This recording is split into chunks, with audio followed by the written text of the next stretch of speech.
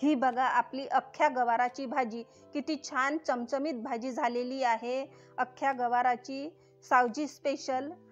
चला तर मग करूया। अख्खे गवार याचे देठ, फक्त याचे देठ काढून घेतले आहे। मसाला बिलकुल वापरलेला नाही आहे। गवार आपण स्वच्छ पाण्याने धुवून घेतला आहे।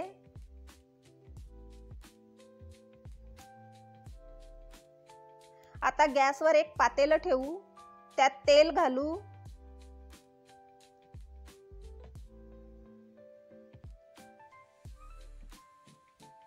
तेल थोडं बऱ्यापैकी लागणार आहे या अख्ख्या गवाराला। ही सावजी स्पेशल, सावजी पद्धतीची भाजी आहे। मोहरी घातली, मोहरी तडतडली की जिरं घालू।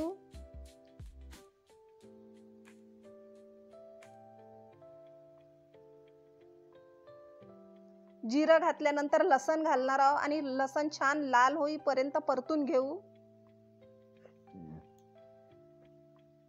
हे बघा आपले लसण लाल झाले आहे।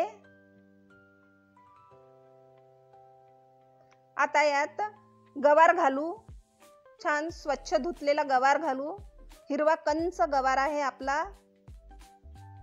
गवाराच्या शेंगा आणि तेलात छान परतून घेऊ। 5 मिनिटं मुरत ठेवू तेलामध्ये। 5 मिनिटानंतर त्याला फिरवून घेऊ, आपण खालवर करून घेऊ। आता त्याच्यात सुके मसाले घालू। हळद, लाल तिखट बऱ्यापैकी, कारण की आपली भाजी छान चमचमीत आहे। धणे जिरे पावडर,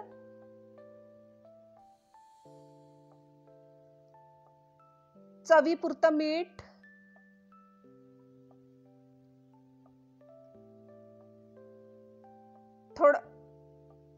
थोडंसं गूळ घालू। थोडंसं गूळ घालणार आहोत आपण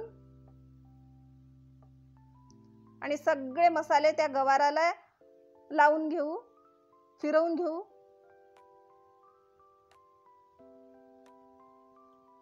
आणि झाकून त्याला शिजू देऊ। 5 मिनिटानंतर थोडं पाणी घालू त्यात।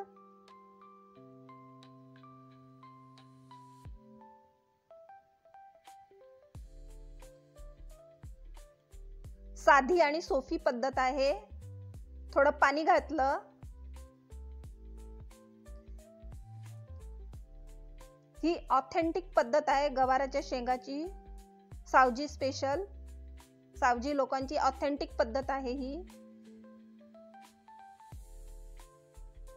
15 मिनिटानंतर आपले गवार ऑलमोस्ट शिजलेले आहे।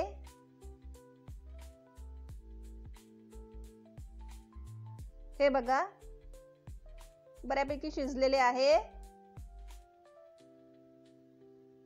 छान झाले आपले गवार, गवाराच्या शेंगा। हे बघा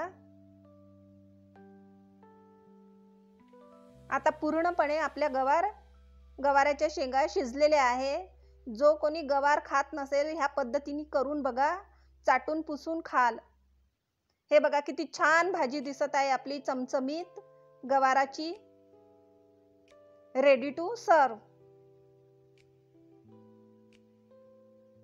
तुम्ही पण करून बघा ही भाजी। बिलकुल सोपी पद्धत आहे, पण हीच ऑथेंटिक पद्धत आहे। हे बघा याच्याबरोबर पोळी खा, भाकरी खा, खूप छान लागतं।